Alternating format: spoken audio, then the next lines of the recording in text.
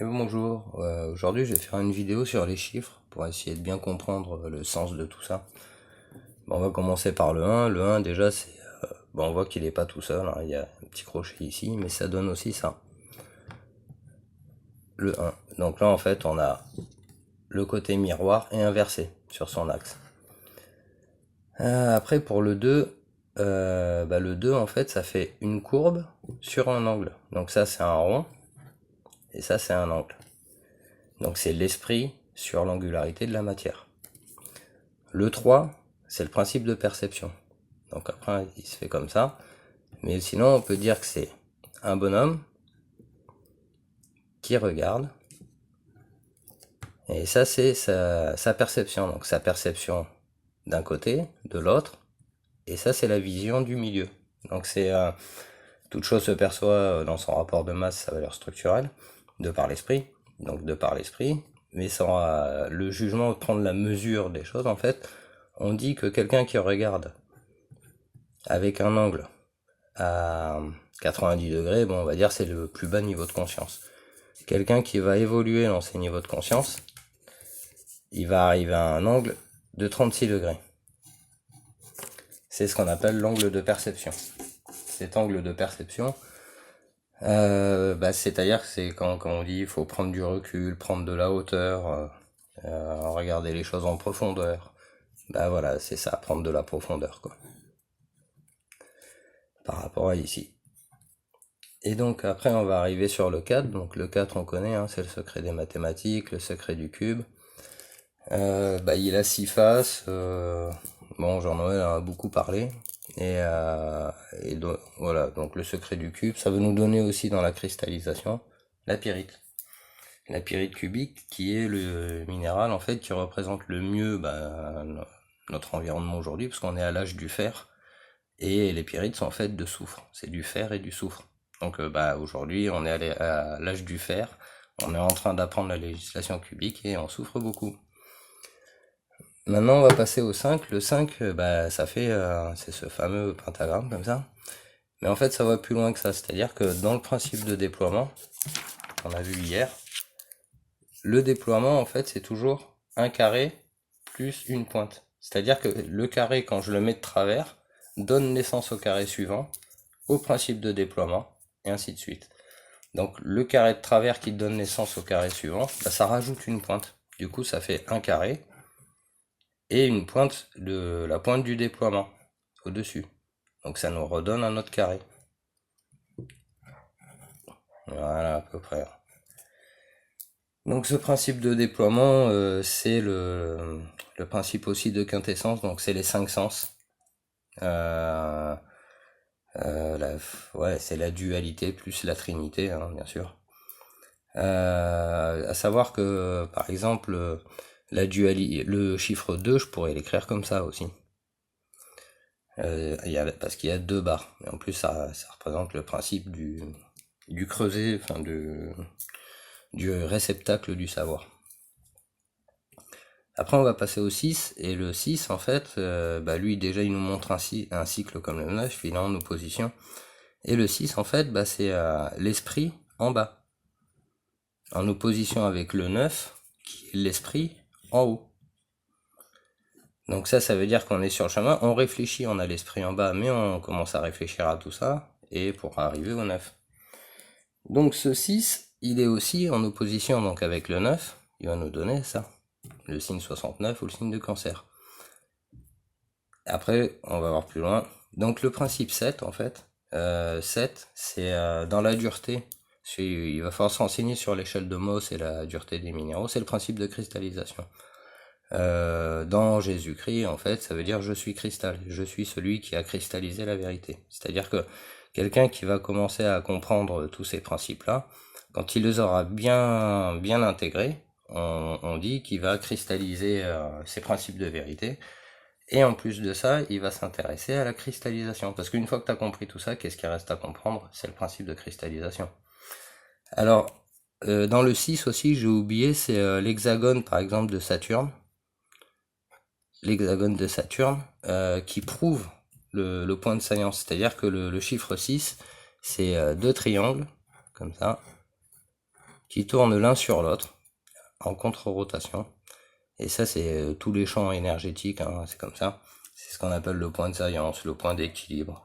Donc ça se prouve en fait sur les photos de Saturne ou toutes les planètes gazeuses, parce que toutes les planètes gazeuses en fait peuvent matérialiser ce phénomène tridimensionnel en opposition.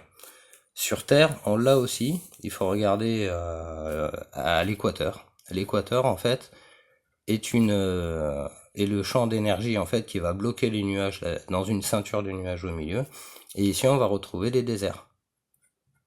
On retrouve sur les tropiques des déserts. Pourquoi? Parce que le champ gravitationnel va pousser les nuages ici de ce côté-là. L'autre champ gravitationnel va faire la même chose en opposition et ça va enfermer les nuages sur une ligne qui s'appelle l'équateur. Donc là on a la Terre. Donc sur une planète gazeuse on va avoir un hexagone en bas, mais sur nous, notre planète, on va voir que ça donne les tropiques et l'équateur. Donc le 6, hein, c'est génial aussi à comprendre ça. Donc après le principe 7, donc on l'a dit, hein, le principe de cristallisation. Pourquoi? Parce que visite l'intérieur de la Terre et tu trouveras la pierre occulte, le vitriol là, des alchimistes. C'est ça en fait, c'est qu'au bout d'un moment, quand tu as compris le point de science, le point d'équilibre des planètes, le point de développement, la loi du cube, le secret des mathématiques qui permet de calculer tout ça, de par la perception, en voir final la dualité et retrouver l'unité. Donc le principe de cristallisation, on va mettre cristal. Le principe cristal, c'est-à-dire que il faut au bout d'un moment s'intéresser à pourquoi un cube de pyrite est carré.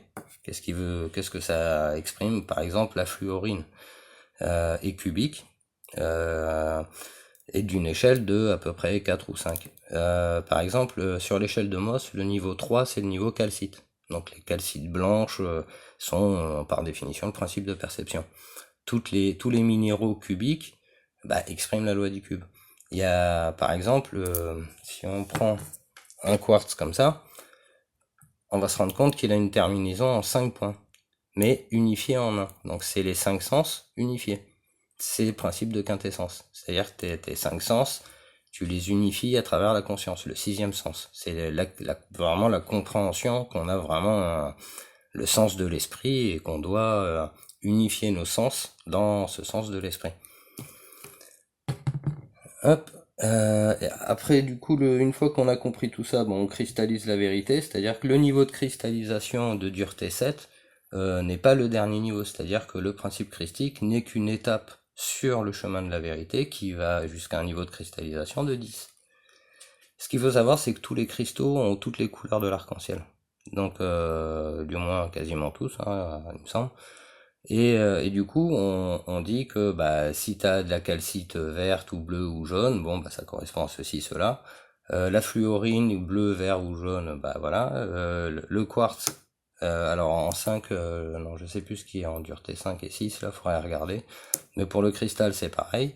Pour les rubis, saphir, rubis, émeraude et diamant, c'est pareil, on va trouver plusieurs couleurs, quoi. À savoir que la meilleure couleur, c'est quand même le cristal, quel qu'il soit, dans sa transparence. Et le cristal va faire comme l'arc-en-ciel, c'est-à-dire comme la pluie, pardon, il va révéler l'arc-en-ciel. C'est-à-dire qu'à l'intérieur, je sais pas si on va le voir, mais on peut voir des arcs-en-ciel des fois à l'intérieur. Bon, c'est un principe connu. Hein. Bon là, je sais pas si on va pouvoir les voir. Alors, je fais un essai comme ça. Ah si, peut-être par là. Et en fait, ces arcs-en-ciel, c'est ce principe de cristallisation dans le quartz. Le quartz ayant une dureté de 7 et pouvant être transparent et avec des impuretés à l'intérieur qui vont nous présenter les 7 couleurs de l'arc-en-ciel, il est par définition celui qui a compris le cheminement vers la lumière blanche pour en acquérir le rose des rose-croix, hein, comme on a vu hier, et pouvoir passer à autre chose. C'est-à-dire que une fois que tu as compris ça, une fois que tu as compris ça, en fait, qu'est-ce qui se passe? Tu commences à comprendre le cycle de l'infini. C'est-à-dire que tu as compris que la dualité, elle est partout. Donc du coup, ça fait une boucle et une autre boucle qui tournent en contre-rotation. Mais elles sont liées. Et donc du coup, la symbolique du 8, c'est aussi 2 fois le principe de perception. C'est le principe de la perception dans la dualité. C'est-à-dire que le 8, là il est comme ça, et bah, il y a l'effet miroir. C'est-à-dire que bah, là c'est le côté moins, ça c'est le côté plus. Donc c'est la dualité perçue dans son cycle bah, qui nous présente comme ça l'infini. Maintenant si on passe au 9, le 9, bah, maintenant c'est l'esprit en haut. Voilà. Maintenant si on retourne le 6, si je retourne le 6, bah, ça fait un 9 à l'envers, et un autre 9 ici, ça fait un cœur. Donc c'est-à-dire qu'on est arrivé au bout du chemin, on a compris qu'il fallait retourner un peu le sens de la matérialité pour bah, découvrir la valeur du cœur. C'est-à-dire que le cœur, il y a une autre façon de l'obtenir à travers le 4 carré, mais ça on le verra plus tard. Maintenant, une fois qu'on a compris ça, on perçoit le cycle. C'est-à-dire que le 9, on a vu, c'était un cycle. Alors c'est quel cycle? On va le voir maintenant. Le 10, on a bien compris que le 9, en fait, c'est lui qui enferme le tout là-dedans. Hop. Et donc ça nous donne un 0. Et ce 0, on va le remettre ici, et on va lui donner une unité supplémentaire. On va dire que bah, le tout ici, plus 1, ça fait 10. Et si on 10 fois le tout, ça fait 100. Etc. Maintenant, on va aller un petit peu plus loin et on va faire ça. 2, 3, truc que j'avais fait au début. 5, 6, 7. Et là, on va se rendre compte de quelque chose. C'est que si le 9 nous présente un cycle, eh ben le 6 par opposition, lui aussi nous présente un cycle. Et c'est les trucs que j'avais fait au début. Donc ça fait 10, 11, 12. Alors là, du coup, on va se retrouver avec 1, 2, 3, 4, 5. Ah merde, je suis pas dans la vidéo. Hop. 1, 2, 3, 4, 5, 6. Et là, 1, 2, 3, 4, 5, 6. Et là, voilà, donc on a 6 chiffres de chaque côté. Et ça nous donne 6, 6, 12. Bah, c'est ce qui nous amène au 13 en fait. Ce fameux 13 où effectivement on va revenir dessus parce que c'est la clé de beaucoup de choses. Voilà, du coup je vais m'arrêter là, j'espère que ça aura été assez clair, hein, voilà. Passez une bonne après-midi.